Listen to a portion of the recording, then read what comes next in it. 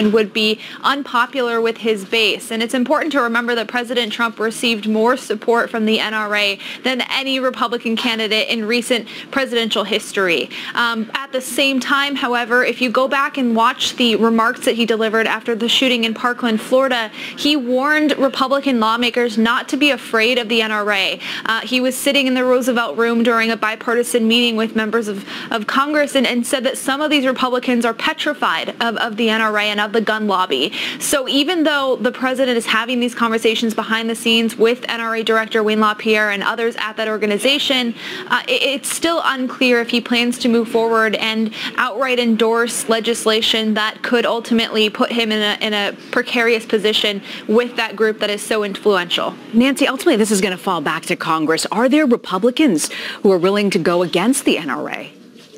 Well, there are a few. There were 8 House Republican lawmakers who voted with Democrats on a universal background check bill that the NRA opposed back in February. And even since these shootings in El Paso and Dayton, you've had a couple of lawmakers like Adam Kinzinger of Illinois, like Mike Turner of the Dayton area in Ohio come out and say actually that they now support stricter gun measures, really rebuffing an NRA that gave them A ratings in the past. But you really need more Republicans than that if you're going to get anything across the finish line, particularly in the Senate. And there it will make a big difference if the president sticks to his guns on this issue. If they feel that they have political cover from the president, then they will be more willing to go out on the line and actually vote for something that is outside their comfort zone, something that the NRA might oppose. But what they've seen from this president time and time again, whether it's on immigration or gun legislation or a whole host of other issues, is that he comes out in favor of something, then he gets talked out of it, either by groups like the NRA or by his own aides. And so Republicans are really wary of his support for particular pieces of legislation. They feel that it could be there today, gone tomorrow, and then they're left holding the bag. Gabby, Nancy makes such a good point. You know, when you're talking about political cover, critics have said that the president caved to the NRA after Parkland. So why would anyone think this time would be different? Well, I spoke to a White House official yesterday who pointed to the president's work on banning bump stocks after Parkland and said that that was initially something that the NRA said they couldn't support, that they came out in a statement at the time and said that they don't believe bans have ever worked on anything.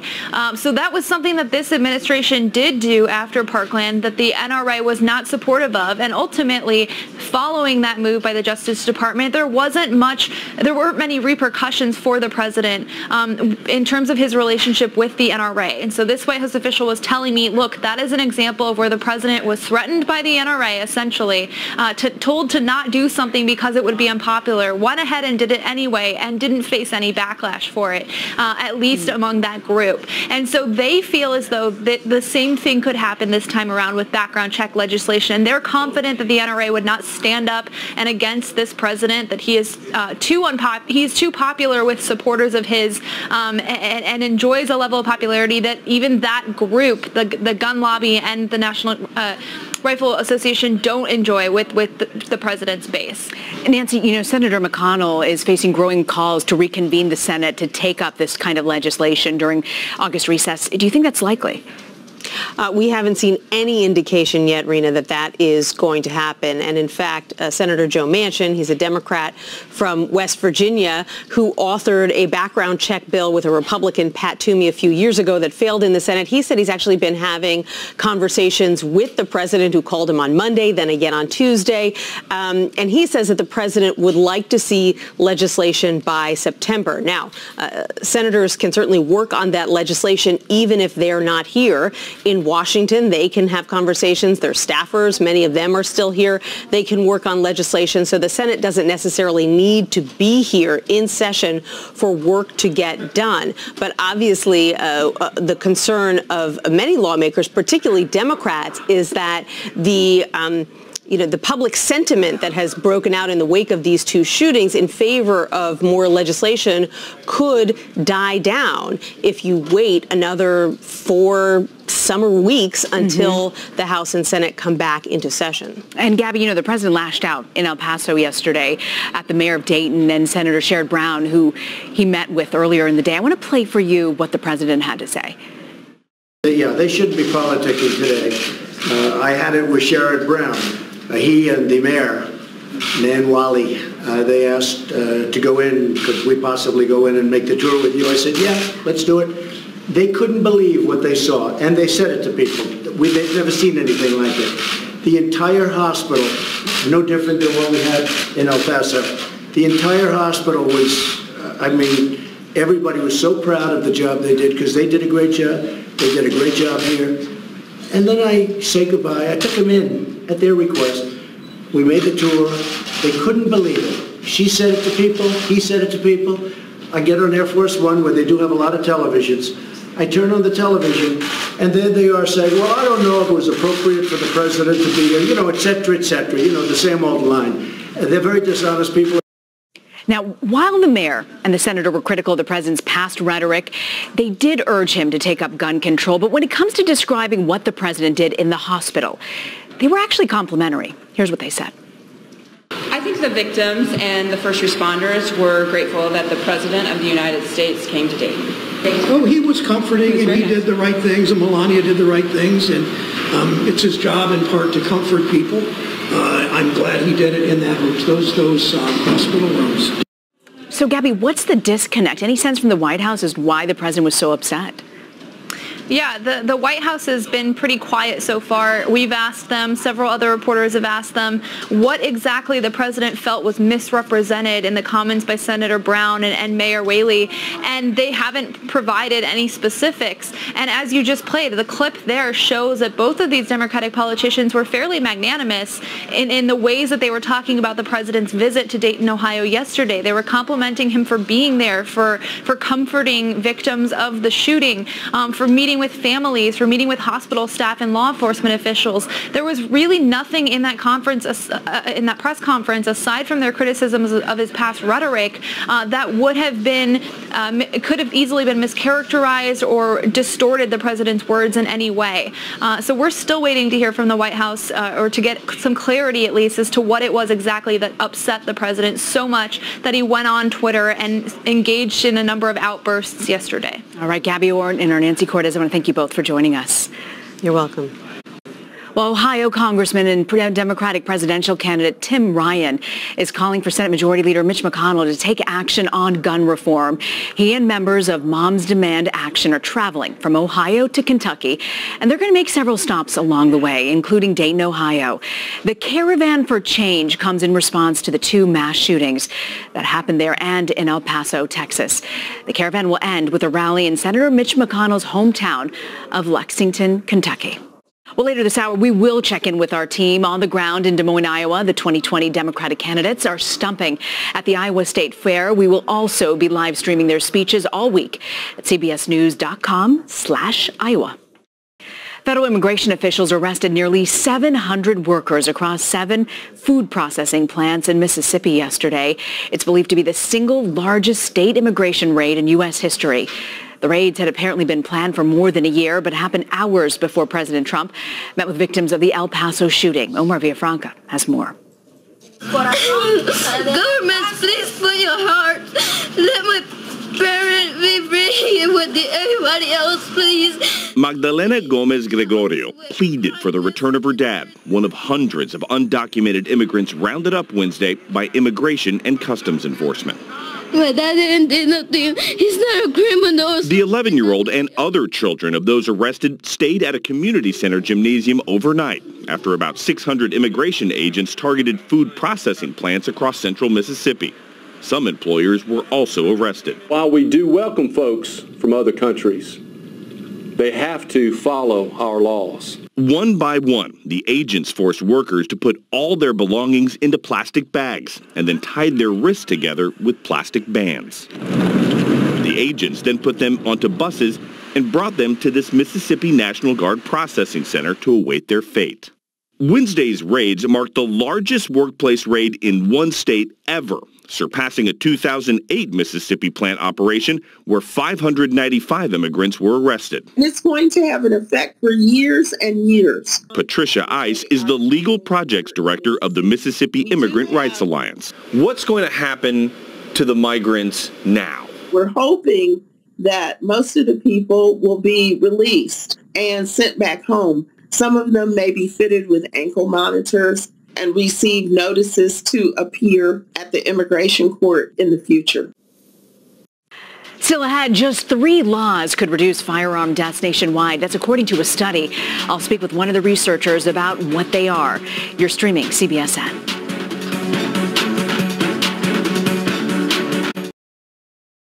CBS News confirms the mother of the suspected gunman in the El Paso shooting called police weeks before the massacre. Lisa Mateo explains what she was concerned about.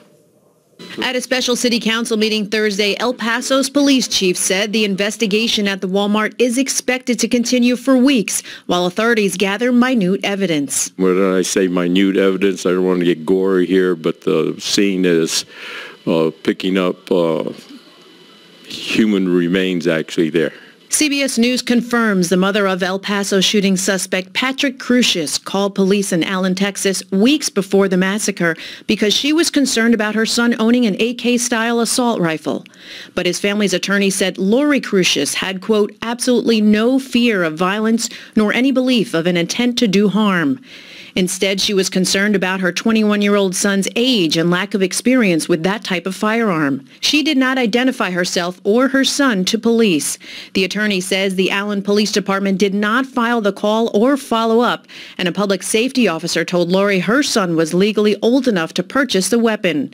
And in Dayton, Ohio, where a gunman killed 9 people less than a day later, one survivor says he's one of the lucky ones. I've seen probably about 4 people that got hit, laid on the sidewalk. As bullets flew past, Cameron Crowder jumped on top of his girlfriend Brittany Dungy to shield her from the gunfire. I thought for sure that it was going to be my last day really being alive. It was really about me getting her out of the way and, making sure that she was safe. Police quickly shot and killed the shooter, 24-year-old Connor Betts.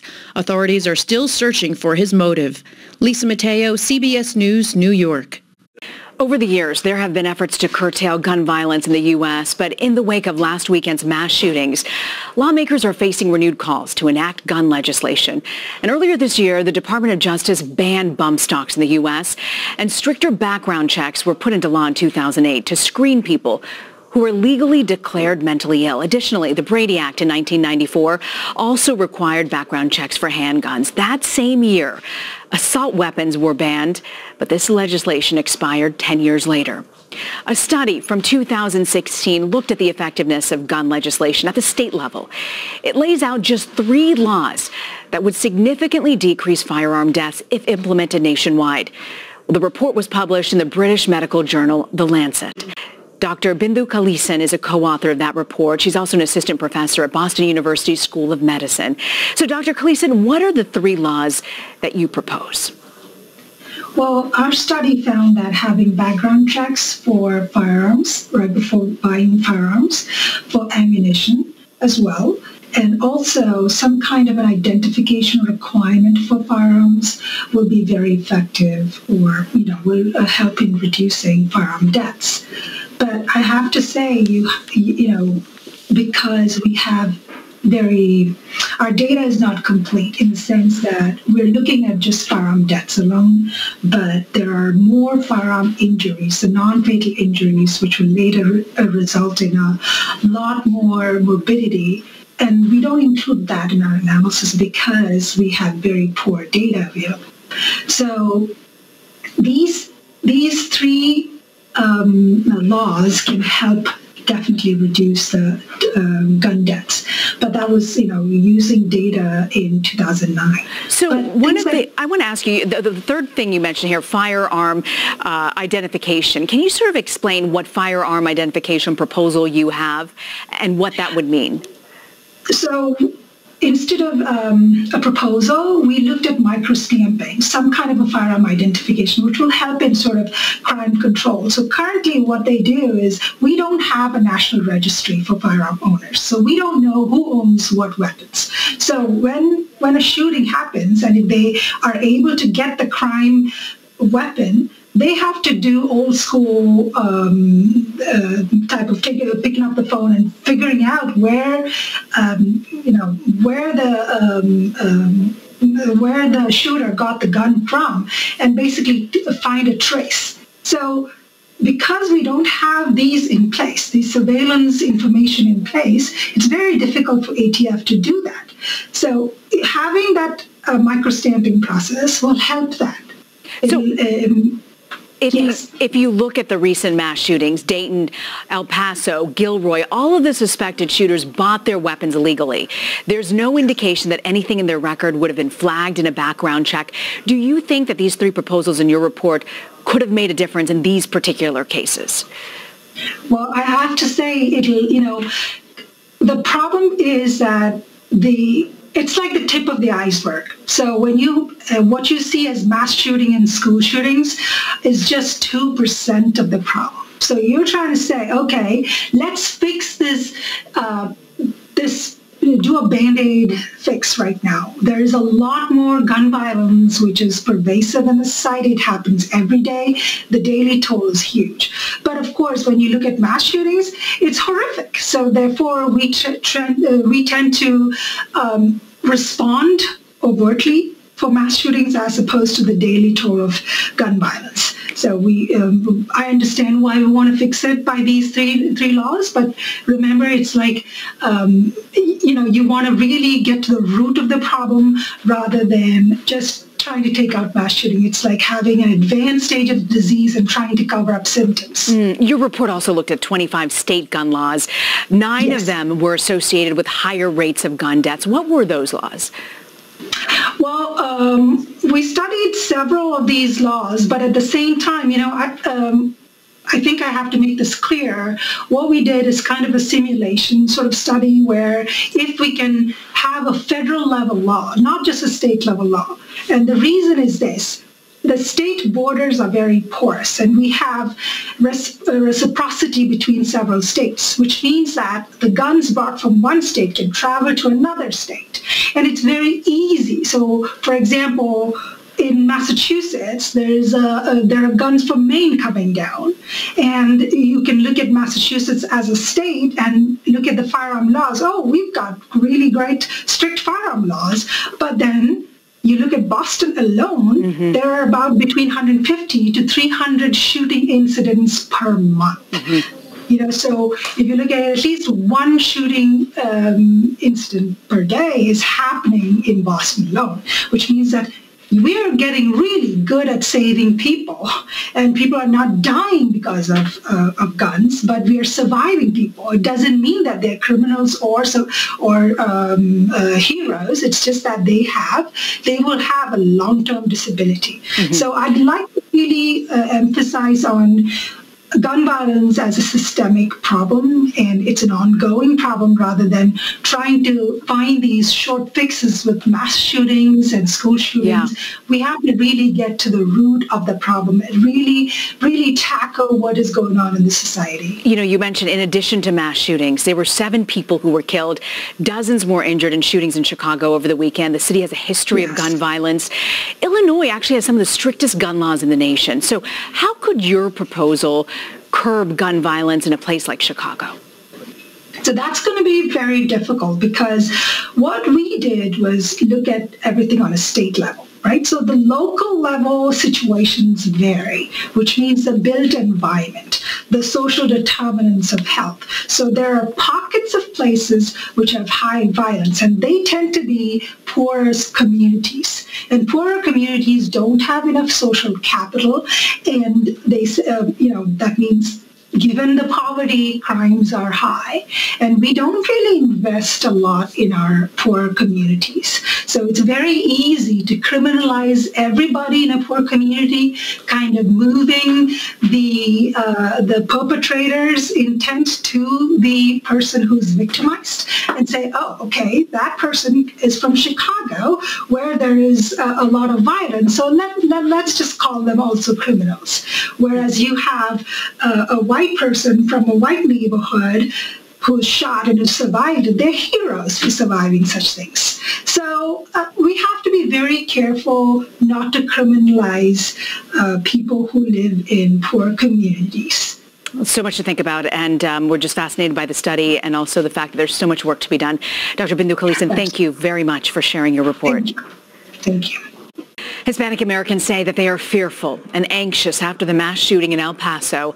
A manifesto posted online before the shooting mentioned the Hispanic invasion of Texas. President Trump has also used the word invasion to describe the influx of migrants into the country. And some critics have linked his language to the manifesto. Earlier, my colleagues Jamie Yukas and Omar Villafranca spoke with our newest CBS News contributor, Maria Elena Salinas, about the connection. I mean, I don't know if it's necessarily critics because it's not just politicians. I think it's just Latino residents in general are saying that they're linking that kind of language that they hear from President Trump, that kind of negative rhetoric, to these attacks directly. In the case of El Paso, what they're saying is that just a few months ago, there was a white supremacist militia who went to the border. They were armed. Mm-hmm. They said, we are here to represent President Trump to stop the invasion. That is the same thing that you heard in the manifesto. That is the same type of language that you've been hearing from President Trump. So it's not a coincidence. It's not that they think that there's a perception. To them, it's real. It's their reality. It's marching orders to them. Exactly. And not only in San Antonio. I think that's the sentiment all across the nation among the majority of Latinos. Well, that's what I was going to ask you, because you're talking very specifically about El Paso and things that were mentioned about El Paso, but how are families across the country responding to this and reacting? I was able to talk to some of the leading organizations in Arizona and in California, states that have also felt threatened, that had been feeling, the raft of white supremacy. In Arizona, an organization called Lucha told me that, they feel afraid, but at the same time, they feel strong. They are very resilient. They are a very active community who is used to mobilizing their community and going out and getting out the vote, and they feel that that is one way that they're going to be able to counter this. They said that racism has been alive and well for a long time, but that they feel that President Trump and his words have emboldened white supremacists and have increased the amount of hate crimes that they see. And in the case of California, it's something very similar, but there was something different about what they told me in California. Chirla, another one of the leading organizations there, and they said that people weren't just afraid and that people didn't just feel threatened, but they felt unprotected. They feel that the agenda that President Trump has against Hispanics, or what they perceive as that, has spread to all of institutions. So they feel that there's no institution that can protect them. Well, after the shooting in Dayton, Ohio, we're learning the story of a man who shielded his girlfriend from gunfire. Terrifying video shows Cameron Crowder jumping on top of his girlfriend to protect her from a hail of bullets unleashed by the Dayton shooter, Connor Betts. Dean Reynolds is in Dayton with the story. Are you still playing these moments over in your head? I mean, yeah, constantly. This is the moment Cameron Crowder and his girlfriend, Brittany Dungy, will never forget. Multiple shots fired. Multiple shots fired. Just 15 feet away, Dayton shooter Connor Betts began his violent rampage that killed 9 people. I saw people get hit. I literally saw them fall and people get hit. I was certain that, I was going to be, next in line, really, at some point. As bullets flew past them, the new father jumped on top of his girlfriend, shielding her from the gunfire. I can't imagine what your heart must have been beating like. Yeah, it was pretty nervous. I mean, I thought for sure that it was going to be my last day really being alive. You thought that by falling to the ground, you'd present less of a target? It was really about me getting her out of the way and, making sure that she was safe. On the multiple medics out here, we got multiple people shot. They got the world coming to you. It was just a trail of bodies just laying there. I seen probably about 4 people that had got hit, laid on the sidewalk in the middle of the street. The horror was over 30 seconds later when police shot and killed the shooter. Why do you think you were spared? I mean, just the grace of God, really. I was just one of the lucky ones. Authorities continue to look for a motive in this case. The police chief told us that so far, everyone they've interviewed has cooperated. Dean Reynolds, CBS News, Dayton. The The attorney for a Montana man accused of body slamming a child at a state fair says the president's rhetoric was to blame for the incident. 39-year-old Kurt James Brockway was charged with assault after he allegedly threw a 13-year-old boy to the ground for wearing a hat during the national anthem. Brockway's attorney says his client believed that he was acting under the order of President Trump. He has taken a strong stance against protesters of the national anthem, and he says Brockway didn't understand it was a crime to punish the boy. The child suffered a fractured skull during the attack. Well, the FBI has stated a new nationwide effort to track police use of force as some departments battle claims of bias and brutality. A growing number of police in big cities across the U.S. say that they have implicit bias training, but it's difficult to prove if it is working. CBS News Chief Justice and Homeland Security correspondent Jeff Begayes met with the FBI team studying policing around the country. For police officers, split-second decisions about using a weapon can mean life or death for the officer and the public. In the recent mass shooting in Dayton, Ohio, officers saved lives by quickly taking down the suspect. But in other cases, like the 2016 shooting death of Philando Castile in Minnesota, claims of excessive force can lead to termination for the officer. Walk me through your thought process. Either way, it's their training that lays the foundation for how officers respond. Now, an FBI team in Bridgeport, West Virginia, is gathering use of force data from the roughly 18,000 police departments across the country.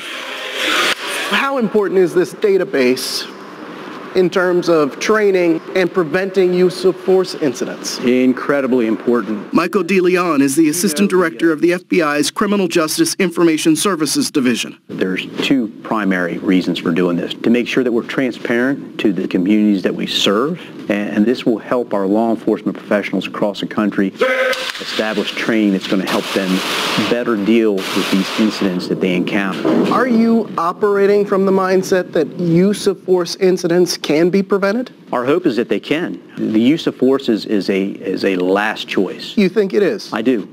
I absolutely do. DeLeon says his team will be tracking deadly force, force that results in serious injury, and force where an officer's weapon is discharged in the direction of a person. He says they'll also be gathering information on the circumstances surrounding each incident, including the race and physical condition of those involved. Despite the wide range of data thereafter, there are concerns that the information may have a fundamental flaw. Because it's voluntary, departments can choose to participate, and they don't have to present everything. David Johnson is a social psychologist who studies officers' use of force decisions.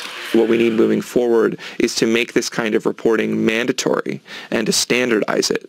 How do you prevent these departments across the country from submitting false information if you have a voluntary system? If a law enforcement agency is not reporting truthfully, I think that will be quickly discovered through not just the media, but the communities following that track. But you're not going to call them on it if they submit false information. Well, we're not monitoring them. You're not? No, we're going to rely on them to be truthful. And I would tell you that the law enforcement community expects that from each other. Yeah, but is that good enough for the public? Yes. Former FBI Deputy Director Andrew McCabe is suing the FBI and Justice Department over his firing. McCabe was fired last year after a DOJ Inspector General found that he gave unauthorized information to the media and then misled agents who questioned him on it. The suit claims the firing was part of President Trump's plan to rid the Bureau of leaders that he believed were disloyal. The complaint alleges FBI Director Chris Wray and former Attorney General Jeff Sessions created a pretext to force him out. The suit also accuses the FBI and DOJ of straying from policies. Well, coming up after the break, several 2020 Democrats will head to Iowa over the weekend to make their pitch to voters at the state fair. We'll head there next to speak to our Caitlin Huey-Burns for the very latest. This is CBSN, always on. Well, at least 23 presidential candidates will head to Des Moines over the next week for the Iowa State Fair. They'll give their best soapbox pitch to Iowa voters. Gun control is expected to be a major topic of discussion after the shootings in El Paso and Dayton. And today, Montana Governor Steve Bullock and former Vice President Joe Biden are giving speeches. Our Caitlin Huey-Burns spoke with Governor Bullock about gun control and the president's rhetoric earlier today. I'm damn tired of lowering the flags. Like, since the Vegas shooting, I've been asked to lower the flags 9 times for mass shootings. So I think that folks are now turning around and saying that, look, this isn't an issue that ought to divide us, even though in Washington, D.C. it often is divided.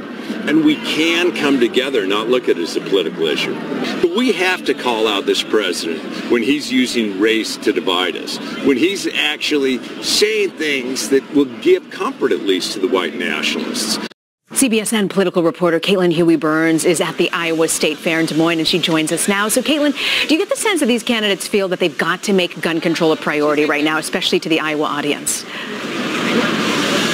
That's right, and it was interesting coming from Steve Bullock, who has won twice in a deep red state, Montana. That's kind of been his pitch, that he can win in Trump country, and here you have him saying that they need to have stricter gun reforms. He also said in that interview, which I thought was interesting, that yes, Democrats need to call out white supremacy, that the president's rhetoric is racist. On the other hand, they also have to speak to issues that Iowans care about. So we heard him and other candidates here likely to bring guns to the forefront, but also talk about issues like the economy, healthcare, and trade here in Iowa.